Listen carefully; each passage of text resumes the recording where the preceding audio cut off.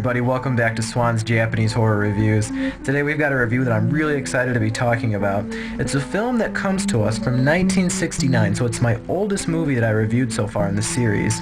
And that's been one of my goals this year, is to review some of the more classic horror stories, not just the same films from the last 10 years or so, because you saw my last review, Apartment 1303, and I was complaining that there's no originality in some of these recent horror films. So I've gone back and I've found this classic gem from 1969.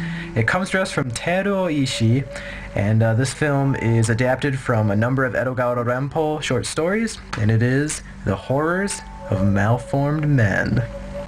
Before we dive into the actual review of The Horrors of Malformed Men, I think it's pretty appropriate to talk about some of the factors that go into the making of this film. Now, the director, Ishii, is one of the kings of cult cinema in Japan. His films are shocking. They break down boundaries. They break down taboos. He's not afraid to do anything, and it's very apparent in this movie. Sadly, he passed away a few years ago, but right now you're starting to get more of his films released in the States, and you're starting to see that he's becoming more popular after his death, sadly. Now, the movie itself, The Horrors of Malformed Men, is adapted from a number of short stories by Edogawa Rampo.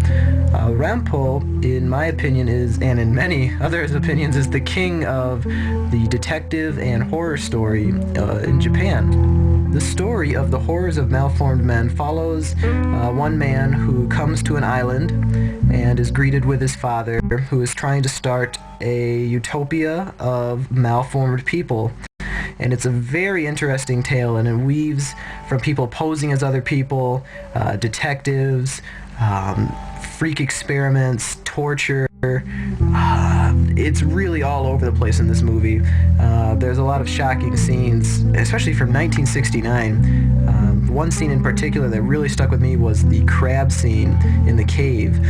I felt really uncomfortable watching that part, and I thought it was such a powerful scene. So I have to give it to the director, Ishii. He did a superb job with adapting these stories. In addition to having a very fun story, the acting is just superb all throughout this movie. The leader of the island of the Horrors of the Malformed Men, Gojiro, did an excellent job. He's probably one of the most satisfying performances that I've seen in a movie in quite some time. His movements, everything from his movements to the way he looks, to the way he sounds, to the way he dresses, as he's trying to create this utopia of freakish people, was just excellent. And the supporting characters and everyone did just an amazing job. And there's just so much to enjoy about this movie. I thought the sound effects and the music were dead on. They were perfect. They totally set the mood. They went from being very mysterious and spooky to being like really unsettling.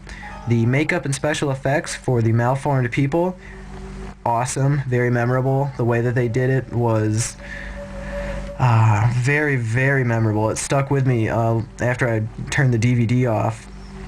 This great movie has a great DVD presentation from Synapse Films. They did a superb job with the DVD. There's a lot of great bonus features. Some of it showing off the director as he goes to like a festival where they're showcasing his works. We get to see more of him in his private life. We get to see kind of other directors like Shinya Tsukamoto, one of my favorites, the director of the Iron Man, talk about Ishii and his works.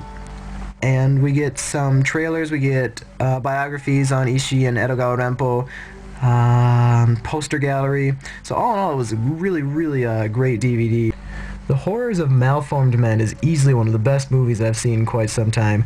If you want a film that's going to challenge you, is going to shock you, is going to surprise you, then this is the film for you.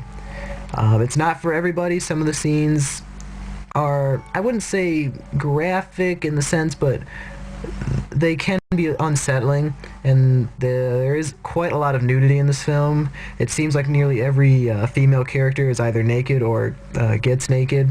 So if you're uncomfortable with that, then some of the scenes might be a little hard to watch. But I think if you look past some of the flashier aspects of the film, you're going to find something that's incredibly fascinating, incredibly interesting to watch, and something that should not be passed up. So do yourself a favor, if you've grown tired of all the Ring and Ju-On knockoffs, go get a copy of The Horrors of Malformed Men. You won't be disappointed. So yeah, thanks again for watching, and as always, I'm Swan, and we'll see you next time.